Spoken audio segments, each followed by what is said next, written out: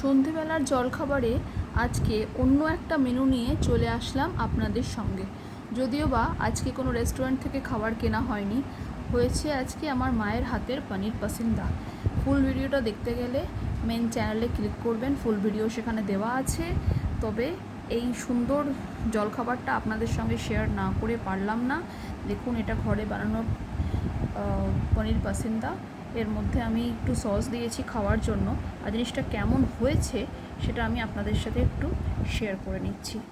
আমি ভেতরটা ভাঙছি, আপনারা দেখুন জিনিসটা কেমন হয়েছে। পুরোটা পনিরে ঠাসা আর ভিতরে ভর্তি স্টাফিং, খেতে ইয়াম্মি হয়েছে।